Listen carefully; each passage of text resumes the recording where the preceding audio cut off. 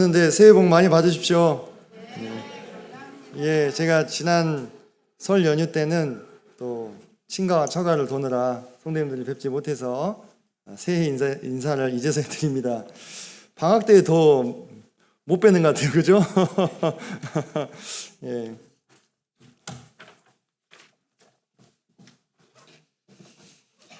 요번 목금토 3일 동안 남원에서 있는 창조과학 캠프를 또 다녀오게 됐습니다.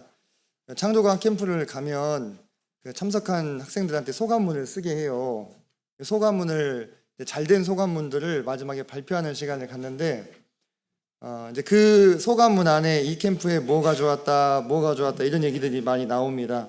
어떤 얘기가 제일 많이 나왔냐면 남원 서문교회 밥이 너무 맛있어요. 이 내용이 정말 빠지지, 한 명도 10명을 상을 주는데 한 명도 빠지지 않고 이게 나오더라고요. 뭐 강의가 좋았어요. 뭐 깨달음을 얻었어요. 이런 것보다도 밥이 너무 맛있었다. 이게 중고등학생들이 대상이다 보니까 역시나 이 먹을 것에 힘이 큰데 뭐 어디 학생들 뿐이겠습니까? 예, 우리 어른들도 마찬가지죠. 그래서 무슨 얘기를 하려고 이 얘기를 꺼내냐면 정말 이 주방사역을 위해서 이 애쓰시는 우리 자매님들의 노고가 결코 가볍지 않다. 예, 그 아이들의 마음에 이 어필하는 그 놀라운 밥의 위력, 그죠? 예, 그래서 다시 한번 이 일을 위해서 애써주시는 이 자매님들께 감사를 드리고 또 1년 동안 잘 부탁드리겠습니다.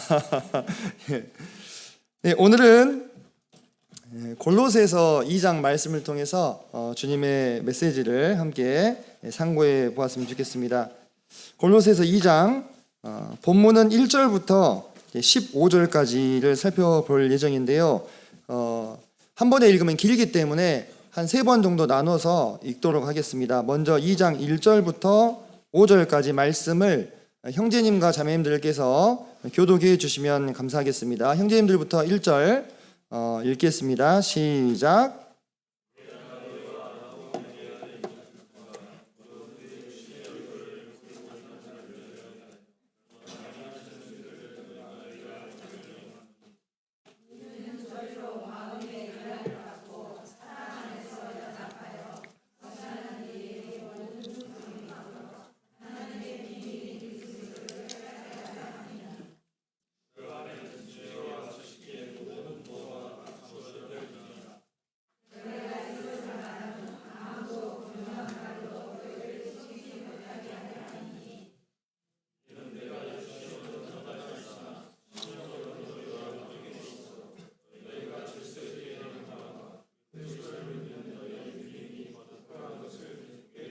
예, 감사합니다.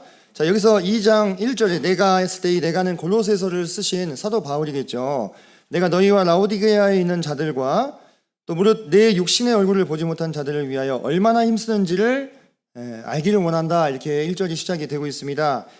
이 골로새서는 사도 바울이 이제 4차 전도 여행이라고 보통 부르는데 로마에 압송이 되어서 가이사의 재판을 기다리면서 이 구류되어 있는 상황이 있었는데요. 약 2년 정도 그때에 이 사도 바울이 썼던 그런 서신으로서 우리가 보통 옥중 서신이다 이렇게 부르죠. 에베소서, 빌립보서, 골로새서, 빌레몬서 이렇게 4편을 옥중 서신이라 부르는데요.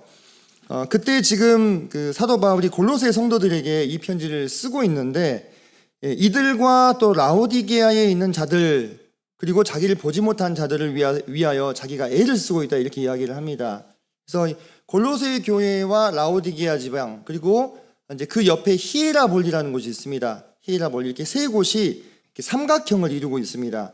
그곳에 이제 복음이 전파가 됐는데 사도 바울이 직접 가서 복음을 전하는 것은 아니었었고 사도 바울의 좋은 동역자였던 에바브라 또는 에바브라 디도라고 불리우는 형제님께서 이 세 지역을 순회하시면서 복음을 전하는 상황이었습니다. 그리고 이 에바브라는 사도 바울을 자주 만났던 것 같습니다. 그래서 그곳의 사정들을 형편들을 사도 바울에게 또 교제를 하셨겠죠. 그래서 이 사도 바울이 그곳에 있는 교회들의 형편을 듣고 비록 내가 얼굴로 보지 못하고 내가 직접 가서 복음을 전하지는 못했지만 너희를 위하여 얼마나 힘을 쓰고 있는지를 알아달라, 이렇게 2장이 시작이 되고 있는데요. 어떤 부분을 힘을 쓰고 있는가 했더니 2절 보니까 이는 왜 힘을 쓰냐면 그들로 마음의 위안을 받고 사랑 안에서 연합하여 확실한 이해의 모든 풍성함과 하나님의 비밀인 그리스도를 깨닫게 하려고 내가 애를 쓰고 있다, 이 얘기를 하는 것입니다.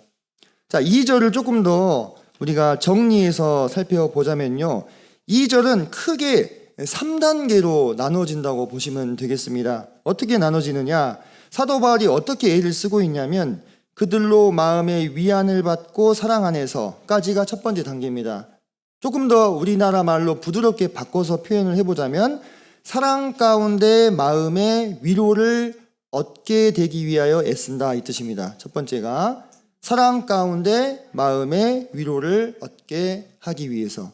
자, 왜 그러했냐면 우리가 배경을 조금 살펴봐야 될 필요가 있는데 우리가 방금 읽었던 본문에서도 4절에 보면 그런 얘기가 나와요. 내가 이것을 말함은 아무도 교묘한 말로 너희를 속이지 못하게 하려 한다. 그러니까 뭔 얘기냐? 지금 골로새와 라오디게아와 히에라볼리의 이 지방에 누군가가 교묘한 말로 그 성도들을 속이고자 하는 그러한 시도들이 있다고 하는 것입니다. 그때 당시 이 지방을, 이 성도들을 위협하는 두 가지 중요한 이단 사상이 있었는데 그 중에 하나는 이제 우리가 보통 영지주의라고 부르는 이단 사상이 있었고, 두 번째는 율법주의가 있었습니다. 이 영지주의와 율법주의 이 이단 사상 때문에 이 성도들의 마음 가운데는 무엇이 사라진 것입니까? 마음의 위안, 평안함이 사라지고 사랑이 깨어져 있는 상태인 것이었습니다. 우리가 그런 경험이 혹시 있으신지 모르겠는데요, 교회 안에 가장 심각하고 치명타를 입히는 것이 뭐냐면 이 교리적인 문제입니다. 물론 인간관계에 문제가 생기는 것도요, 교회를 어렵게 할 수 있습니다만요, 비할 수가 없습니다. 이 교리적으로 한번 잘못된 가르침이 교회 안에 들어와 버리게 되면 그때부터는 누가 옳으냐 싸움이 되는 거예요. 시시비비를 가리고 서로의 치부가 드러나고, 우리 이번에 한국 대표팀을 통해서 여실히 보고 계시죠? 정말 저는 너무너무 안타까운 마음뿐인데 그 안에 뭔가 이 시시비비를 가리는 이런 상황들이 분쟁이 생기게 되면은 평안이 사라지고 그리고 사랑이 깨어지는 상황이 되는 것입니다. 그럼 그런 상황 속에서 양들이 편안하게 쉴 수 있겠습니까? 그럴 수 없죠. 매일 마음이 전전긍긍한 거예요. 이 교회를 생각하는 마음이 있으시면 항상 불안한 것입니다. 어떻게 될까? 이런 마음들이 있었기에 사도 바울은 먼저 그들의 마음에 위안을 받고 사랑 안에서 마음의 위로를 받게 하기 위해서 힘쓰고 있다, 이렇게 이야기를 하시는 것입니다. 우리가 실제로도 사람들이 서로 사랑하며 살면 뭐가 올라간다 그래요? 면역력이 올라간답니다. 그래서 병이 잘 안 걸린대요. 좀 이 환경적으로 좀 여건이 좀 열악하더라도 서로 사랑하는 이 마음이 있으면 그게 그렇게 실제적으로 우리의 육신에도 영향을 미친다고 하더라고요. 예. 자, 그러면서 2절에서 두 번째 단계로 확실한 이해의 모든 풍성함과, 이게 두 번째 단계입니다. 자, 사랑 안에서 연합하여 마음의 위로를 받음을 통하여 그 다음 도모하는 것이 무엇이냐면 확실한 이해의 모든 풍성함을 위하여 힘을 쓰고 있다. 사도 바울이 이렇게 쓰는 건데요. 자, 우리가 어떠한 가르침에 대해서 또는 성경 말씀에 대해서 우리가 확실하게 그것을 이해했을 때 우리 마음 가운데 무엇이 옵니까? 풍성한 깨달음과 기쁨이 찾아오는 것을 알 수가 있습니다. 그죠? 그리고 우리가 어떤 말씀을 확실하게 알지 못하고 애매모호할 때 사단 마귀는 어딜 공격합니까? 바로 그 지점을 공격한다고 하는 것입니다. 실제 하와가 에덴 동산에서 게임을 받을 때 하나님의 말씀을 확실하게 이해한 가운데 풍성함 가운데 거하고 있었습니까? 그러지 못했죠. 사단 마귀가 뱀으로 나타나가지고 정말로 하나님이 이 동산에 있는 모든 나무의 실과를 먹지 말라고 하더냐 했을 때 뭐라고 얘기했습니까? 먹지도 말고 보지도 말고 뭐 만지지도 말라, 이렇게 누구 생각을 섞은 거예요? 자기 생각을 섞은 거예요. 그리고 그러면 너희가 죽을까 하노라, 반드시 죽으리라고 말씀하셨는데, 그러니까 정확하게 알지 못하고 있었다는 것입니다. 바로 그 지점을 사단은 집요하게 파고들어가지고 이 하와를 유혹을 하죠. 마찬가지입니다. 우리가 2절에서 두 번째 말씀이 되고 있는 확실한 이해의 모든 풍성함이 그렇게 중요한 거예요. 우리가 매일 말씀을 읽기도 하시고 또 매주 말씀을 들으십니다. 하지만 우리가 들은 바 이 말씀에 대해서 내가 정말 확실하게 이해하고 그 이해의 풍성함 가운데 거하고 있느냐, 이 부분에 대해서 우리가 점검이 필요한 것입니다. 그러지 못한 부분을 집요하게 파고 들어가는 거예요. 그래서 사도 바울은 마지막으로 이 사랑 안의 마음의 위로와 또 확실한 이해의 풍성함을 통해서 최종적으로 하나님의 비밀인 그리스도를 깨닫게 하기 위해서 지금 애를 쓰고 있다, 이렇게 이야기하고 있는 것입니다. 결국 최종적으로 우리 성도들의 마음을 굳건하게 해주시는 분은 누구십니까? 예수 그리스도시죠. 예수 그리스도.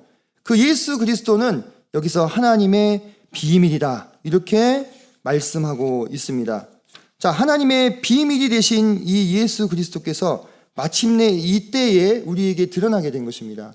골로새서 앞장에 보시면 26절에도 이 이야기가 나옵니다. 1장 26절 보시면 이 비밀은 만세와 만대로부터 감추어졌던 것인데 이제는 그의 성도들에게 나타난 것이다. 그러니까 우리가 하나님께서 감추셨던 이 예수 그리스도를 발견한 사람들인 거예요. 얼마나 놀랐습니까? 그죠? 이 예수 그리스도를 찾아내고 발견한 사람들, 이들은 하나님께서 만대로부터 감추신 비밀을 깨달은 자들이라고 하는 것입니다. 근데 이런 얘기를 왜 하는지를 우리가 이제 나중에 제가 더 배경을 깊이 있게 설명을 해드리도록 하겠습니다.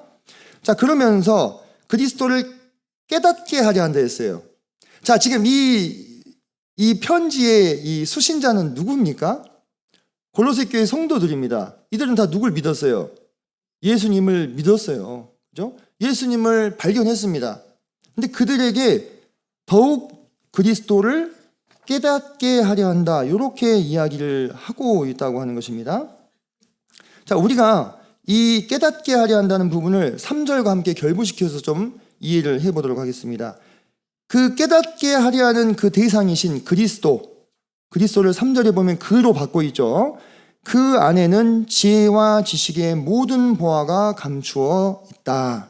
다시 말해서 3절은 2절을 꾸며주는 것처럼 여기시면 됩니다. 무엇이냐? 사도 바울이 최종적으로 골로새 성도들이 알기를 힘쓰는 것이 무엇이냐면 그리스도이신데, 그 그리스도는 지혜와 지식의 모든 보화가 감춰있는 그런 분이시다, 이 얘기를 하고 있는 거예요. 그죠? 그렇다면 이 편지를 받고 있는 골로새 교회 성도들이 비록 예수 그리스도를 믿고 알지만 그것은 비유하자면 어떤 것과 같냐면 보물로 가득 차 있는 이 단지에, 그 보물로 가득 차 있는 단지의 뚜껑 주변에 있는 보석들을 이제 막 발견하기 시작한 거예요. 만약에 내가 그런 보물단지가 있다, 그러면 그 뚜껑 주변에 있는 보석 몇 개만 취하고 그 나머지는 내버려둘 사람이 있을까요? 없을까요? 없지요. 단지를 뒤집어 엎어가지고 탈탈 털어서 이 안에 있는 보석들을 다 취하려고 하지 않겠습니까? 그렇죠? 우리가 발견한 이 예수님은 하나님께서 만대로부터 감추었던 비밀인데 이제 우리에게 드러났다, 이 말이에요. 그래서 우리가 그분을 만났고 인격적으로 관계를 맺었고 그분을 우리의 주님으로 영접했습니다. 이것은 비유하자면 뭐냐면 이제 막 이 어마어마한 보물단지에 이 뚜껑에 있는 이 보석들을 취한 거예요. 근데 여기서 우리가 이 그리스도를 더 깨달아 알려고 하지 않고, 다른 말로 보물단지를 뒤집어가지고 그 안에 있는 보석들을 다 취하려고 하지 않고 그 겉에 있는 건 몇 개만 취하고 만족해버리면 되냐, 이 말이에요. 그것이 아니라는 거죠. 이 사도 바울은 어떤 사람이냐면 3절에서 지혜와 지식 이야기가 나왔잖아요. 이 사도 바울이야말로 지혜와 지식에 정통한 사람이었습니다. 그리고 이 1세기 이 유대 배경에서 지혜와 지식하면 보통 철학을 말했어요. 철학. 그리스 철학, 헬라 철학. 이 헬라 철학에 정통했던 사람이 바로 사도 바울이었다, 이 말이에요.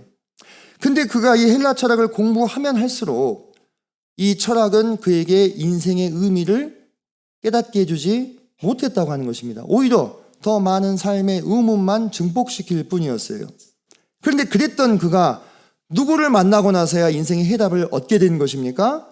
그리스도를 만나고 나서 비로소 참된 인생의 해답과 생명을 알게 됐다는 거예요. 그래서 그에게는 이 주님이 그때 빛의 경험을 통해서 다메섹으로 가는 도상에서 만나고 끝난 분이 아니라 계속해서 이 주님의 이 깊은 보화와 이 지식과 지혜를 캐내고 싶은, 다시 말해서 깨닫고 싶은 그러한 대상이 되었다고 하는 것입니다. 우리 안에 이런 열망이 있습니까? 우리 안에 우리가 발견한 이 그리스도가 단순히 나의 죄를 위해서 십자가에서 죽으시고 3일 만에 부활하시고 하늘에 승천하신 그 예수님, 맞죠? 우리가 그것을 믿습니다. 그죠? 그 예수님으로 근데 만족하고 거기에 머물러 있다면 우리는 이 보물단지를 다 지금 캐내지 못하고 있는 거예요. 하나님은 우리에게 우리가 평생을 다 걸려서도 다 캐내지 못할 그분의 비밀의 근원을 주셨어요.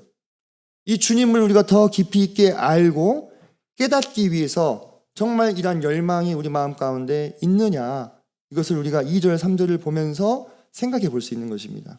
그는 분명 성도에게 편지를 쓰고 있습니다. 근데 그 성도들에게 뭐라고 얘기하냐면 그리스도를 깨닫게 하려 한다 하고 있어요. 그죠? 이미 깨달은 사람들인데, 그죠? 더 깊이 알기를 원하는 거예요.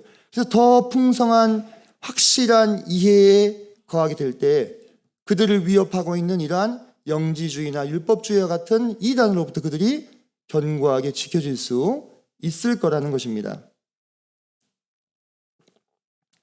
자, 5절 보니까 이는 내가 육신으로 떠나 있으나 심령으로는 너희와 함께 있어 너희가 질서 있게 행함과 그리스도를 믿는 너희 믿음이 굳건한 것을 기쁘게 봄이라.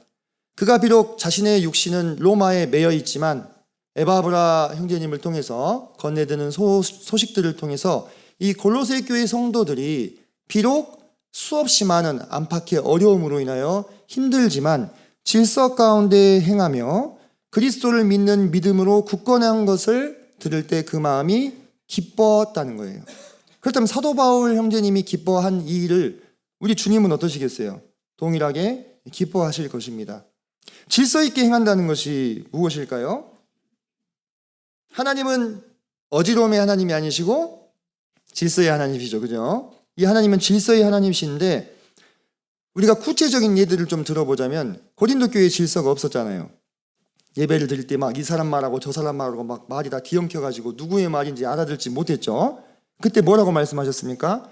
차례를 따라서 순서대로 예언하라 이렇게 얘기했잖아요. 예언하란 말이 말씀을 전하라 이 뜻이에요. 그래서 차례를 따라서 질서 있게 말하는 그런 모습들, 또 하나님과 천사 앞에서 권위를 세우는 모습들. 무슨 모습입니까? 우리 자매님들 뭘 쓰고 계십니까 지금? 너울을 쓰고 계시죠? 자매님들 이게 그 단순히 수건 한 장 덮은 거라고 생각 안 하시죠? 이거는 단순히 수건을 한 장 덮냐 마냐의 문제가 실은 아니에요. 그죠? 남자의 머리는 그리스도고 여자의 머리는 남자라고 하셨잖아요. 그죠? 그래서 그 권세 아래에 있는 표를 두는 것이 바로 이 너울에 순종하는 것입니다. 그래서 우리가 이렇게 너울을 순종했을 때 거룩한 천사들과 우리가 범접할 수 없는 천상의 존재들이 이 그리스도의 몸된 교회 안에서 그리스도를 머리로 삼고 교회는 몸의 위치를 지키고 있는 이 천상의 질서가 유지되고 있구나. 이것을 직접 볼 수 있다 이 말이에요. 그러니까 우리 주님 체면 좀 이 표현이 좀 적절할지 모르겠는데 살려줘야 되잖아요. 그죠? 우리가 너울을 쓰는 게 그런 거예요. 주님이 큰 소리 치실 수 있는 거예요. 천사들한테 자 봐라. 내 몸된 교회가 이와 같이 하나님의 질서에 순종하고 있는 모습을 보이지 않느냐. 왜 우리는 이거에 대해서 참 이 질서에 순종하시는 자매님들께서 참 자부심을 가지셔야 된다. 이건 불편한 게 아니다. 이거는 고리타분한 게 아닙니다. 옛날에는 지켰지만 지금은 현대화돼가지고 바뀌어야 되는 그런 것이 아니라 이 말이에요. 단순히 수건을 쓰냐 마냐 이 문제가 아니잖아요. 질서의 하나님, 그분의 아들 되신 예수 그리스도의 몸된 교회가 하나님의 질서 아래 우리가 거하고 있습니다를 보여주는 거예요. 그리고 또 우리가 장로들의 가르침을 따르는 것, 이것도 하나님의 질서 안에 중요하게 명하고 계시는 것이죠. 뿐만 아니라 장로들도 양무리를 위해서 최선을 다해서 그들을 돌아보는 것, 그래서 마치 그들의 삶을 계수하기를 자신의 삶을 계산해야 되는 것 같이 그러한 마음가짐으로 최선을 다해서 양무리를 돌아보고 또 양무리는 하나님께서 세우신 장로들 신뢰하고 따라가고, 이것이 질서죠. 그죠? 이것이 질서인 것입니다. 서로가 누가 누구에게 뭔가 의무를 강요할 것도 말 것도 없이 주님께서 세우신 질서 안에서 자신의 역할을 최선을 다해서 하는 모습을 골로새 교회가 보이고 있었다 이 말이에요. 여기 5절에 보세요. 질서 있게 행함과, 이 짧은 문장 하나 안에 얼마나 많은 내용들이 함축되어 있냐 이 말이죠. 그죠? 그리고 또 교회 안에서 각자 은사를 따라서 주님을 섬기는 것. 복음을 전하는 자도 있고 말씀을 가르치는 자들도 있고 돌아보는 분들도 계시고 또 기도로서 또 섬김으로써 또는 구제로서 각자 성령께서 주권적으로 그 성도에게 맡겨주신 은사를 따라서 주님을 섬기는 것. 내 은사가 아닌데 자꾸 그 포지션을 막 주장하고 내가 그거 하겠다고 하고 내가 보기에 좋아 보이는 거 하려고 하면 어떻게 되겠습니까? 교회가 뒤죽박죽이 되는 거죠. 그건 질서가 있는 모습이라고 할 수 없다고 하는데, 골로새 교회는 그것이 있었고 그것이 사도 바울의 마음을 기쁘게 할 뿐만 아니라 주님을 기쁘시게 했다는 것입니다. 그리고 그리스도를 믿는 너희 믿음이 굳건한 것을 기쁘게 본다 하고 5절 중후반부에 이렇게 나오죠. 자, 그리스도를 믿는 너희 믿음이 굳건하다. 자, 보통 상황에서 굳건한 것은 상대적으로 이 매력이 떨어져 보이죠. 근데 막 좌우 앞뒤에서 뒤 흔들고 있는데도 굳건하다. 이것은 어때요? 대단히 가치가 있죠. 지금 골로새 교회의 배경을 아까 잠깐 들으셨잖아요. 그 골로새 교회는 굳건할 수 없는 상황이에요. 지금 안팎으로 이단 사상과 그것으로 인한 시비와 또 기본적으로 이 그리스도교는 그때 당시에는 온 각지에서 핍박을 받는 그러한 가르침이었잖아요. 그죠? 그런 상황 가운데서도 굳건하게 그리스도를 믿는 믿음을 지키고 있었던 교회라 이 말입니다. 이 믿음의 실체가 무엇인지 뒤에서 더 이렇게 자세하게 점증적으로 나오게 됩니다. 자, 그럼 6절부터 또 보도록 하겠습니다. 자, 6절부터 10절까지 또 읽겠습니다. 이번에는 자매님들이 먼저 읽어주시고 다음 형제님들께서 읽어주시고 교독하겠습니다. 6절부터 10절까지입니다. 시작.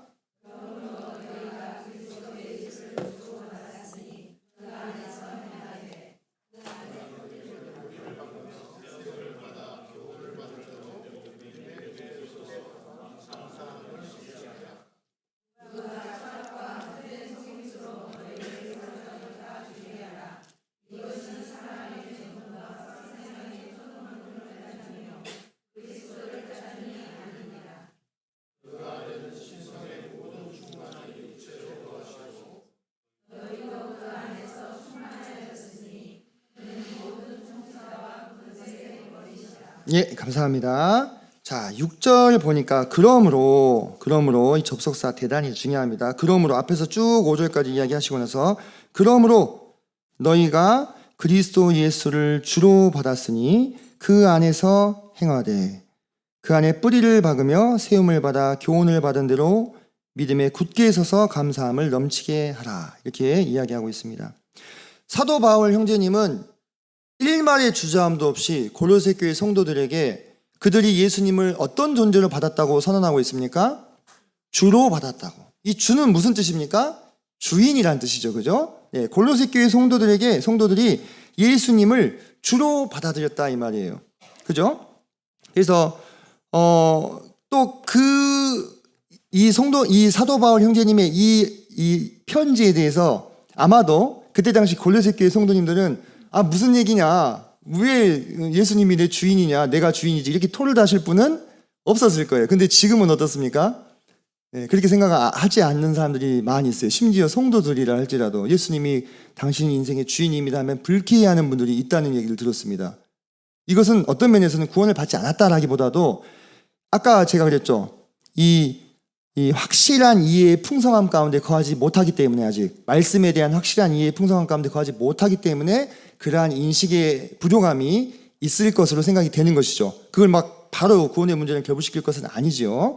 자, 그렇다면 우리도 한번 생각해 볼 필요가 있는 것이, 나는 예수님을 어떤 존재로 받아들이셨습니까?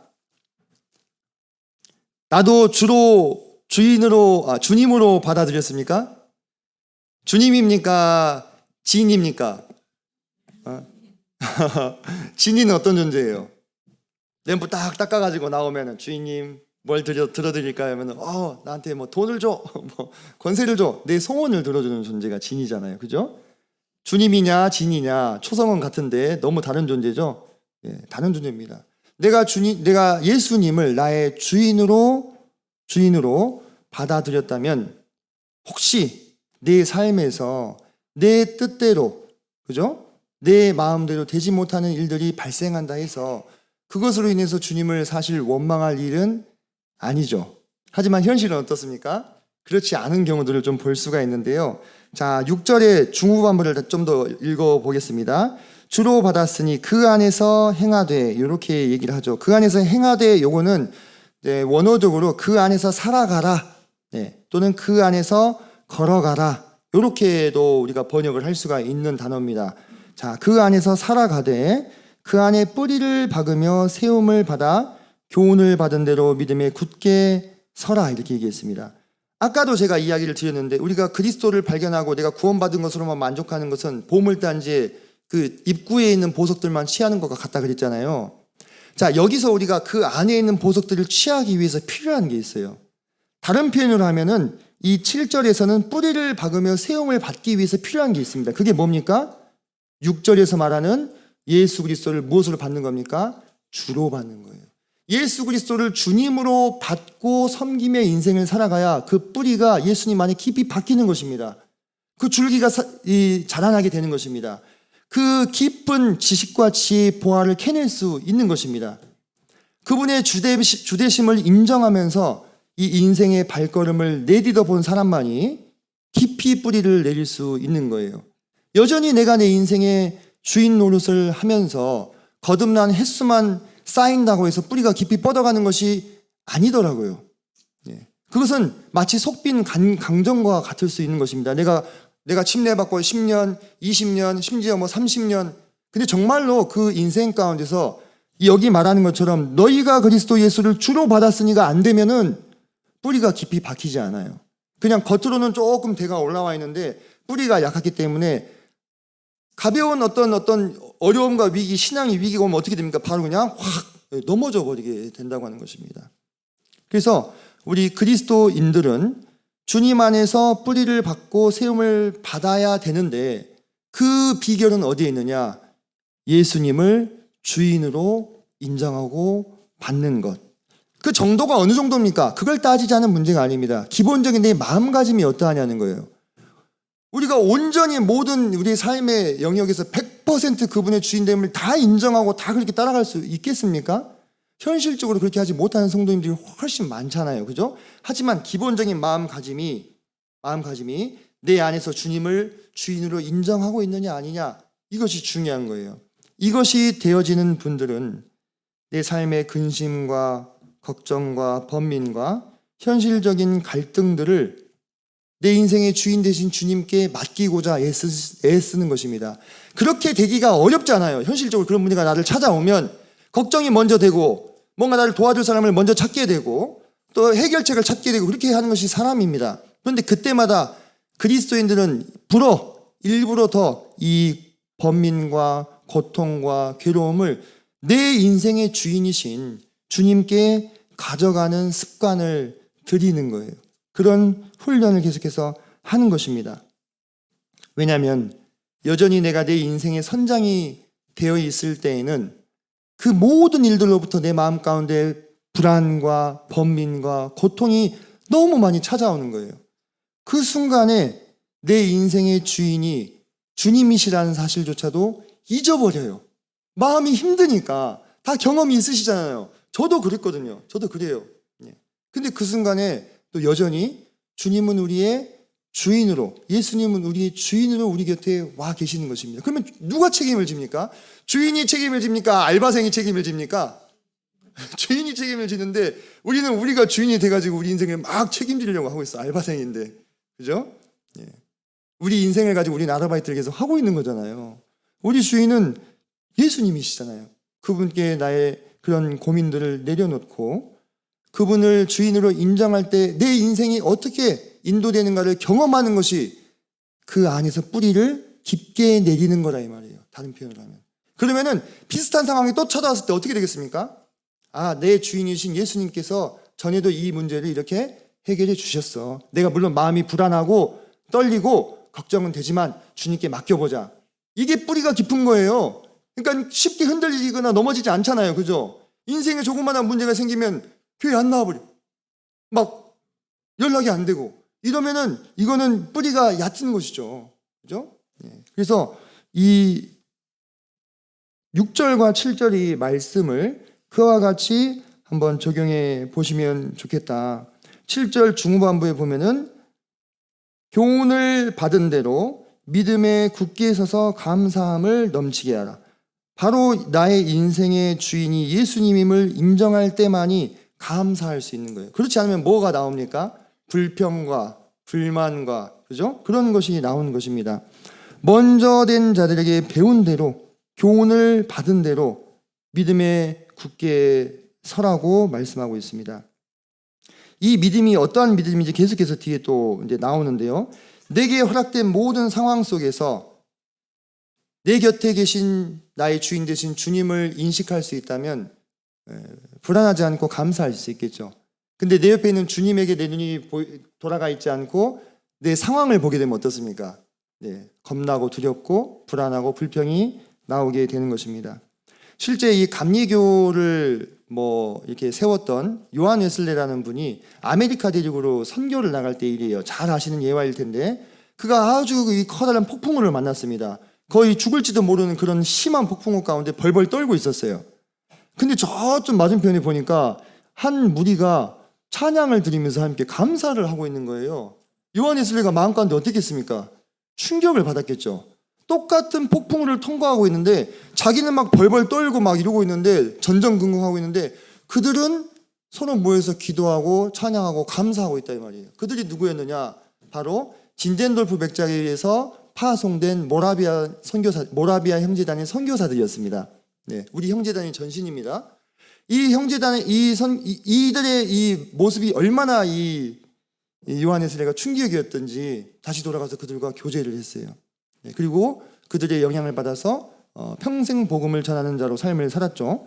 똑같은 폭풍이었습니다. 똑같은 폭풍우 가운데 있었어요. 근데 요한 웨슬레는 뭘 봤습니까? 그 폭풍을 봤죠. 근데 모라비아 이 형제들은 주님을 봤던 겁니다. 그래서 서로 찬양하며 감사할 수 있었다고 하는 것입니다. 8절 보시겠습니다.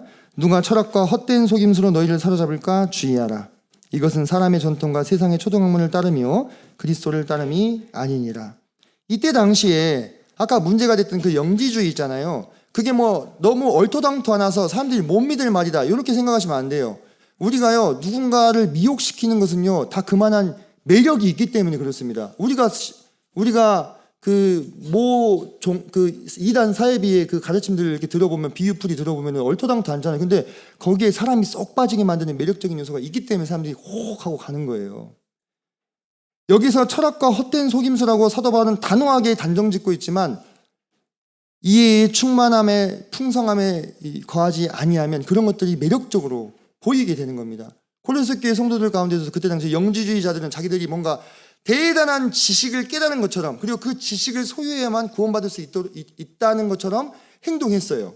자기를 뭔가 아주 신령한 어떤 것을 소유하고 있는 사람인 것처럼. 그러니까 그 사람들을 보고 이렇게 혹한 거예요. 그래서 이렇게 영향을 받은 겁니다. 근데 그런 거에 넘어가지 말라 이거예요. 그거 아무것도 아니다. 헛된 속임수다. 세상의 초등학문일 뿐이다. 그때 그런 어떤 영지주의자들이나 무신론 철학자들 뭔가 있어 보이는 이러한 사람들 오늘날에는 없나요? 오늘날에도 엄청 많이 있습니다. 우리가 TV를 틀거나 유튜브만 틀면은 현대의 많은 심리학 박사님들, 유명한 교수님들, 인생에 대해서 논하시는 그런 분들 이야기 들을 수 있잖아요. 그죠? 얼마나 많이 들을 수 있습니까? 그죠? 그래서 우리도 유튜브나 TV를 통해서 그런 분들의 말은 많이 들으면서 성경을 읽지 않는다면 어떻게 되겠어요? 성경에서 철학과 헛된 속임수와 초등학문이라고 부르는 그런 것들에 더 마음이 혹할 수 있다 이 말입니다. 그들은 이야기합니다. 사람은 악한 존재로 태어나지 않았다고. 성경은 뭐라고 합니까? 사람은 죄 가운데 출생했다고 이야기하잖아요. 출발점이 다르잖아요. 근데 자꾸 그걸 보면은 거기에 이렇게 마음이 혹하고 넘어가는 거예요. 심지어 어떤 사람들은 유신 진화론을 주장하기도 합니다. 철학과 헛된 속임수죠. 하나님이 계시는데 하나님이 진화의 과정을 인도하셔가지고 사람이 만들어졌다 이거예요. 7일의 창조를 믿지 않습니다. 그러니까 하루하루를 수백만 년으로 생각합니다. 그러니까 진화는 진화인데 하나님이 진화를 이렇게 가이드하신 거예요. 말이 됩니까? 근데 그것을 대단히 요즘에는 합리적인 설명으로 받아들이고 있다 이 말이에요. 그리고 그것에 대해서 엄청나게 많은 책과 논문과 에세이가 쏟아져 나오고 있습니다.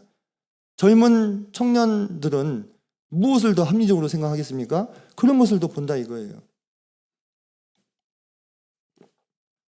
심지어 진짜 오리지널 진화론자들한테는 웃음거리가 될 그런 주장을 하고 있다 이 말이에요. 유신 진화론자들이. 진화론의 핵심은 우연입니다. 우연. 그죠? 우연에 어쩌다 보니까 그게 누적이 돼가지고 진화가 됐다 이건데, 유신 진화론의 핵심은 뭡니까? 신의 가이드잖아요. 그죠? 어떻게 양립할 수 있겠냐고요. 여기서도 저기서도 인정받지 못할 허황된 이야기를 퍼뜨리면서 그것을 믿고 있다 이 말이에요. 우리도 정신을 차리지 않으면 오늘날 우리를 휘감고 있는 수없이 많은 매체와 미디어를 통해서 그런 세상의 초등학문이 마치 성경보다 하나님보다 더 우월한 것처럼 여길 수 있다고 하는 것입니다. 그것은 그리스도를 따르는 것이 아닙니다. 9절에 보시면 우리 주님에 대한 아주 위대한 언급이 나오는데요. 그 안에는 그는 8절 끝에 그리스도를 받고 있죠. 그 안에는 신성의 모든 충만이 육체로 거하시고. 자, 왜 이런 언급을 할까요? 이 영지주의자들의 주장 중에는 육체를 대단히 하찮게 여기는 것이 있었어요. 우리가 눈에 보이는 육체는 하등한 것. 무엇이 더 우월한 겁니까? 우리 몸 안에 있는 이 영혼이 더 우월한 거다. 이렇게 바라보는 관점이 있었단 말이에요. 그래서 이 사람들은요, 이 육체가 하등한 것이기 때문에 극단적으로 육체를 이 금욕주의를 하거나 극단적으로 이 방탕에 빠지는 양극단으로 나뉘어졌습니다. 무슨 논리냐면 이 몸은 아무것도 아니기 때문에 내가 이 몸을 가지고 음행을 저지르든 우상 숭배를 하든 이 몸은 내 영혼에 아무런 영향을 미칠 수 없다고 생각한 거예요. 이게 요한계시록에서 나오는 에베소 교회에 말씀하신 니골라당의 행위와 같은 겁니다. 육체는 하등하고 영혼에게 아무 영향을 끼칠 수 없다. 그래서 내가 가서 음행을 한들 우상 숭배를 한들 아무 영향을 미칠 수 없다. 그러니까 마음대로 살아도 된다. 이렇게 대단히 어떤 면에서 매력적이죠, 그죠? 네. 모든 것을 또 우리의 받은 바의 자유를 어떤 도구로 쓰는 겁니까? 죄를 짓는 도구로 사용하는 거예요. 그럴 수 있겠냐고 묻잖아요, 로마서에서 사도 바울이. 그죠? 그럴 수 없다고 하잖아요. 근데 여기서 그런 주장을 하는 거예요. 그래서 사도 바울은 일부러 더 이 육체라는 말을 쓰고 있는 것입니다. 그 안에는 신성의 모든 충만이, 하나님의 성품의 모든 충만함이 육체로 보여지는 것이 누구다? 그리스도시다 이 말이에요. 그래서 우리가 보는 바 이 육체를 열등하고 하등한 것으로 봐야 될 이유가 없는 것입니다. 그것을 우리가 이원론이라고 부릅니다. 두 가지의 근원. 성경은 이원론을 말하지 않습니다. 성경은 한 근원인 하나님으로부터 갈라져 나온 거예요. 그죠? 그래서 육체는 열등하고 영혼은 우월하고 이런 것이 아닙니다. 우리가 실제로 몸이 힘들어지면 마음도 어떻게 돼요? 영향을 받잖아요. 그죠? 몸이 힘들어지면 마음도 영향을 받아요. 우리가 경험적으로 알 수 있습니다. 둘을 나눌 수가 없다 이겁니다. 몸으로는 음행을 저지르면서 내 마음은 하나님 앞에서 깨끗하다고 말할 수 있겠냐고요. 그게 아니죠. 근데 그러한 얼토당토하는 초등학문을 주장하는 자들이 그때 당시에도 있었다고 하는 거예요. 그래서 사도 바울은 단호하게 이 영지주의자들의 주장에 반박하면서 그리스도께서는 육체로 거하신 분이시다. 그 그리스도께서 부활하시고 몸을 입으셨잖아요. 그 몸은 어떤 몸이었어요? 말할 수 있고 함께 볼 수 있고 식사하실 수 있는 진짜 몸이었어요. 진짜 몸이었다 이 말입니다. 10절 너희도 그 안에서 충만하여 졌으니 그는 모든 통치자와 권세의 머리시라. 이미 완료형이에요. 이미 우리가 어떻게 됐습니까? 그 안에서 충만하여진 존재다. 추가로 뭔가 더 다른 새로운 신비한 지식을 깨닫고 뭔가를 더 알아야만 구원받을 수 있는 그런 존재가 아니라고 하는 거예요. 아니라고 하는 것입니다. 그 예수 그리스도는 모든 통치자와 권세의 머리시라. 이 통치자와 권세는 이 세상 이 정치가들을 말하는 것이 아니라 하늘의 영적 존재들을 말하고 있습니다. 저희가 어디서 또 볼 수 있냐면 1장 16절을 보시면, 골로새서 1장 16절을 보시면, 만물이 그에게서 창조되되 그는 예수 그리스도시죠. 하늘과 땅에서 보이는 것들과 보이지 않는 것들과 왕권들이나 주권들이나 통치자들이나 권세들, 요것이 지금 같은 표현을 다른 동음 이어로 계속 얘기하는 게 아니에요. 여기서 말하는 왕권과 주권과 통치자나 권세는 다 이 하늘에 우리가 범접할 수 있는 천상의 존재들을 말하는 것입니다. 영적인 세계는요, 대단히 고도로 조직화되어 있는 것으로 보여져요. 그런데 그 조직이 구체적으로 어떻게 되어 있느냐는 성경에 나와요, 안 나와요? 안 나오잖아요. 왜? 그것까지 우리가 알 필요가 없으니까. 근데 사람들은 이런 것에 불필요한 흥미를 또 느껴가지고 천사들을 계급을 7단계로 나눠놨죠. 보셨습니까? 천사를 직접 숭배를 합니다. 예. 그 뒤에 나와요. 오늘 다루진 않겠지만 헛된 천사 숭배에 빠져있다. 그게 불필요한 거예요. 그게 우리가 알아야 될 것 같았으면 주님이 성경에 자세하게 기록해 놓으셨겠죠. 근데 하지 않으셨잖아요. 그죠? 여기서 우리가 알아야 될 것은 우리가 알지 못하지만 우리가 모르는 이 영적인 세계에 어마어마한 위계 질서가 있다고 하는 것입니다. 근데 그 정점에 서신 분이 누구예요? 예수 그리스도시다 이 말이에요. 10절 보니까 그는 모든 통치자와 권세의 머리시다. 이렇게 선언하고 있어요. 그때 당시에 영지주의자는 이렇게 선언했습니다. 이 땅을 창조한 창조주는 대단히 하등한 신이다 이렇게 주장했어요. 시간 관계상 그 얘기를 다 할 필요는 없을 것 같습니다. 정말로 얼토당토하는 설명을 하는데 그것에 반박해서 사도 바울은 오직 예수 그리스도가 모든 통치자와 권세의 머리다. 이것을 말씀하고 있는 것입니다. 그러므로 모든 통치자와 권세의 머리 되신 이 주님께서 진정 우리 마음 안에서도 머리로 자리 잡고 있는가를 우리 그리스도인들은 점검해야 되시는 겁니다.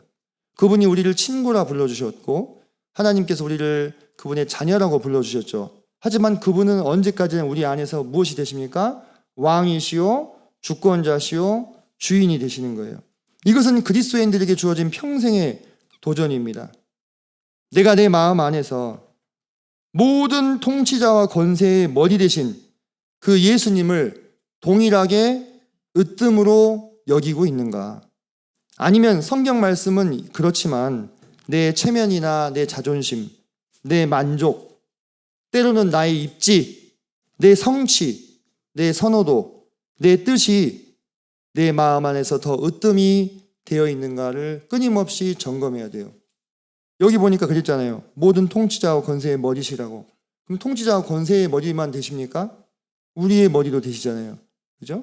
그래서 이것은 평생 동안 그리스도인들에게 주어진 도전이다. 이렇게 볼 수가 있겠습니다. 자, 마지막으로 11절부터 15절까지인데요. 시간 관계상 제가 빠르게 읽도록 하겠습니다. 또 그 안에서 너희가 손으로 하지 아니한 할례를 받았으니 곧 육의 몸을 벗는 것이요 그리스도의 할례니라. 너희가 세례로 그리스도와 함께 장사되고 또 죽은 자들 가운데서 그를 일으키신 하나님의 역사를 믿음으로 말미암아 그 안에서 함께 일으키심을 받았느니라. 또 너희와 육체의 모할례로 죽었던 너희를 하나님이 그와 함께 살리시고 우리의 모든 죄를 사하시고 우리를 거스르고 불리하게 하는 법조문으로 쓴 증서를 지우시고 제하여 버리사 십자가에 못 박으시고 통치자들과 권세들을 무력화하여 드러내어 구경거리로 삼으시고 십자가로 그들을 이기셨느니라. 자, 마지막 세 번째 단락인데요. 자, 11절부터는 이제 영지주의자에 대한 말이 아니라 율법주의자들에 대한 변론이 시작이 된다 보시면 되겠습니다. 제일 먼저 뭐가 언급이 되냐면 할례가 언급이 되죠. 이 할례라는 건 뭡니까? 할례는 하나님의 언약 백성이 된 표징이에요. 이 할례를 받은 사람만이 언약 백성으로 인정이 되는 겁니다. 할례를 안 받으면 이방인과 같은 거예요. 이방인이에요. 예. 그런데 여기 보니까 이 율법주의자들은 뭐냐? 너희가 물론 믿음으로 구원을 받았다. 하지만 모든 율법이 폐기된 게 아니다. 너희도 구약에 나오는 율법을 지켜야 한다. 할례도 받아야 되고 십계명도 지켜야 된다. 이러한 이야기들을 하는 거예요. 그것에 대해서 사도 바울은 단호하게 너희는 손으로 하지 아니한 할례를 이미 받았다 이렇게 얘기하는 거예요. 너희가 뭐 육체에 또다시 할례를 받을 필요가 있냐 없냐? 없다 이 얘기를 하는 것입니다. 그래서 보니까 11절 중반부에 손으로 하지 아니한 할례를 받았으니 곧 육의 몸을 벗는 것이요 그리스도의 할례다 이렇게 얘기하죠. 자, 그러면 우리가 여기서 생각을 해봐야 될 게 손으로 하지 아니한 할례를 받는 것이 곧 뭐라고요? 육의 몸을 벗는 것이래요. 또 그것이 뭐라고 합니까? 그리스도의 할례래요. 그러면 자 9절 보십시오. 2장 9절 보면 그 안에는 신성의 모든 충만이 육체로 거하신다 했잖아요. 근데 왜 9절에서는 육체로 거하신다 해놓고 11절에서는 육의 몸을 벗는 거라고 하냐 이거예요. 충돌이 되죠. 그죠? 예, 충돌이 됩니다. 9절에서는 육체에 거하신다 해놓고 11절에서는 육의 몸을 벗는 것이다 하잖아요. 이게 뭘 말하는 것이냐? 뭘 말하는 것이냐? 우리가 지금 입고 있는 이 몸과 주님께서 입으신 몸이 어때요? 다르죠. 그죠? 같은 육체입니다. 같은 육체예요. 하지만 9절의 육체에 거하신다 했을 때 이것은 그리스도께서 부활하심으로 받은 새로운 육체죠. 첫 번째 창조에 속하지 아니한, 첫 창조에 속한 것은 다 저주받았잖아요. 그래서 죽으면 어떻게 됩니까? 썩어서 사라지죠. 그 육체가 아닌 이제 결코 썩지 않고 변하지 아니할 하나님이 누구든지 그리스도 예수 안에 있으면 뭐라 했습니까? 새로운 피조물이라 했잖아요. 그 육체는 우리가 입어야 되는 겁니다. 하지만 지금 우리가 갖고 있는 이 육체는 어떻습니까? 시간이 지나면 지날수록 고장이 나요. 아프죠? 늙습니다. 이렇게 쭈글쭈글해집니다. 주름이 생겨요. 이렇게 해서 쓰면 이 육체는 어떻게 해야 되는 거예요? 벗어야 되는 겁니다. 11절에서 육의 몸을 벗는 것이요 그리스도의 할례라 이렇게 얘기했잖아요. 그래서 우리가 무엇을 앞으로 고대하고 있습니까? 그 주님께서 받으셨던 모든 신성이 충만하게 거의도 능히 넉넉히 감당할 수 있는 그 주님의 부활하신 몸을 덧입기를 소망하고 있잖아요. 그날이 우리에게 올 것이다 이 말입니다. 12절 너희가 세례로 그리스도와 함께 장사되고 또 죽은 자들 가운데서 그를 일으키신 하나님의 역사를 믿음으로 말미암아 함께 일으키심을 받았다. 우리가 받는 이 세례는 주님께서 죽으시고 장사되시고 다시 부활하셔서 일으키심을 받은 이 사건을 어떻게 합니까? 보여주고 있는 표징이라 이 말입니다. 그러면은 주님이 죽으시고 장사되셔서 부활하여 일으키심을 보여주기 위해서 잘 보여주기 위해서 표징적으로 침수 침례가 좋습니까? 물 또르르 뿌리는 이 세례가 좋습니까? 뭐가 좋습니까? 네. 뭐 더 말이 못합니까? 다 보셨잖아요. 그죠? 뭐가 좋냐 이거예요. 하나님이 이런 것들을 이런 것들을 제정하신 이유는 우리를 위함이에요. 우리가 자주 잊어버리는 사람들이니까. 그렇지 않습니까? 매주 우리가 왜 떡과 잔에 참여합니까? 그리스도의 죽으심과 다시 오심을 기념하기 위해서잖아요. 그죠? 그것을 기리기 위해서 매주 하는 거예요. 우리가 침례식을 거행할 때마다 그 침례를 받는 분뿐만 아니라 침례를 이미 받고 성도된 우리 또한 뭘 상기하는 거예요. 아, 내가 저 모습처럼 주님과 함께 죽고 함께 다시 일으키심을 받았지. 이걸 떠올리는 거예요. 그죠? 그렇게 하기 위해서 주님이 이것을 주신 겁니다. 얼마나 우리를 위하셔서 세심한 부분까지 생각하셨냐 이 말이에요. 근데 여기 보니까 중반부에 너희가 세례로 그리스도와 함께 장사되고 또 죽은 자들 가운데서 그를 일으키신 하나님의 역사를 믿음으로 말미암아 이렇게 얘기했죠. 이게 무슨 사건을 말하는 겁니까 지금? 부활의 사건을 말하는 거잖아요. 그죠?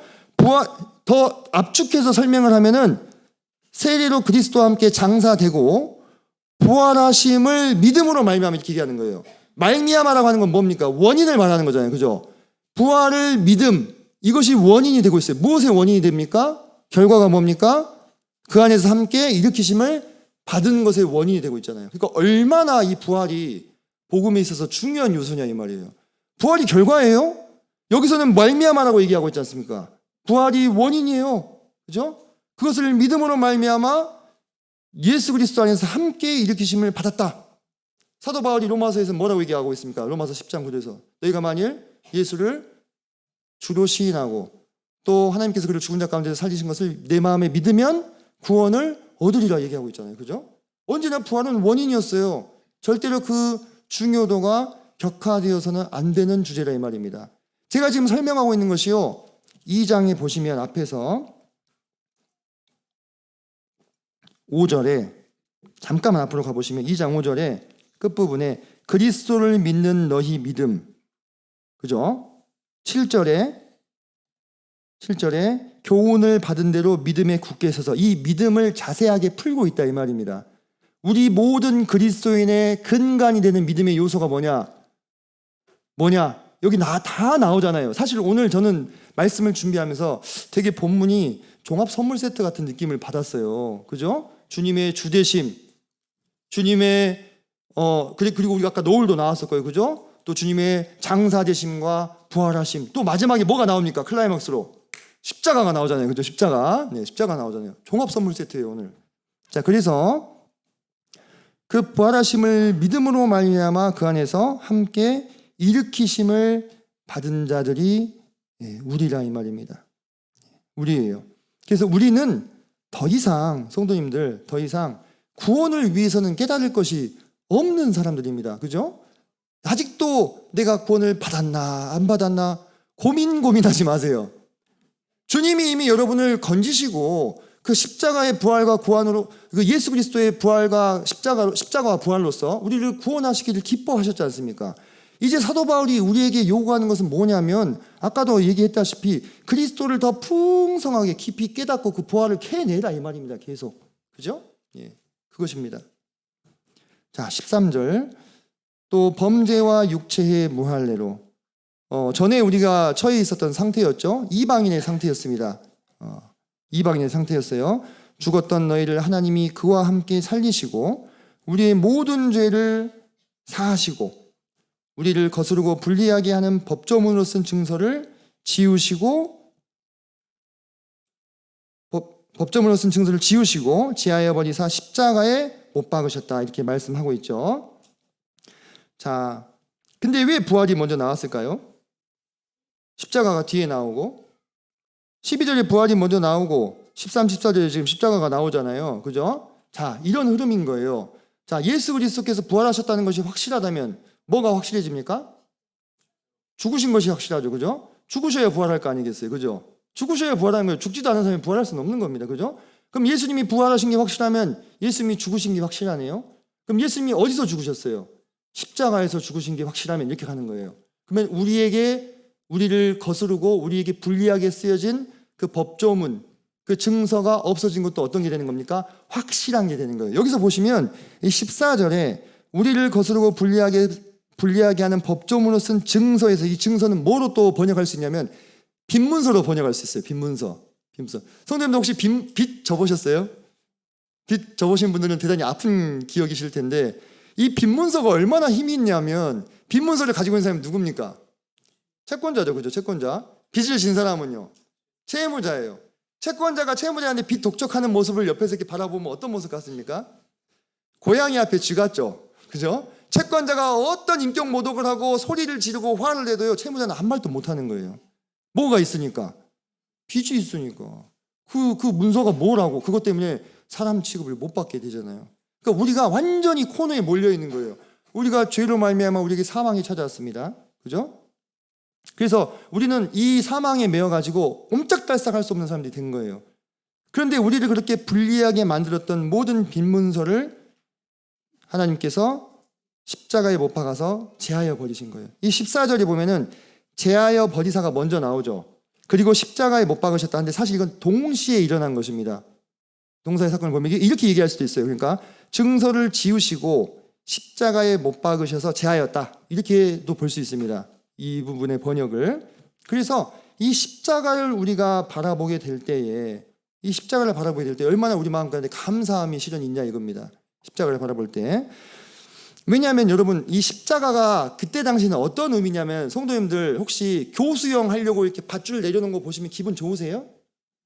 좋은 사람 없죠. 보통이면 그죠? 사이코패스는 그거 좋아하겠지만 보통 사람 같으면 이렇게 섬뜩한 거예요. 그죠? 섬뜩해요. 또는 사람을 처형하는 전기의자. 사람 전기의자를 처형한 게 벌써 한 4, 50년도 전 일인데도 저는 그 사진을 이렇게 보는데 뭔가 섬뜩하더라고요. 십자가가 그때 당시 사람들한테 어떤 느낌이었을 거라고요? 그런 느낌이에요. 단두대 보시죠. 단두대 칼 이렇게. 그거 볼 때 어떤 느낌이세요? 막 행복합니까? 아니죠. 섬뜩해요. 원래 십자가는요.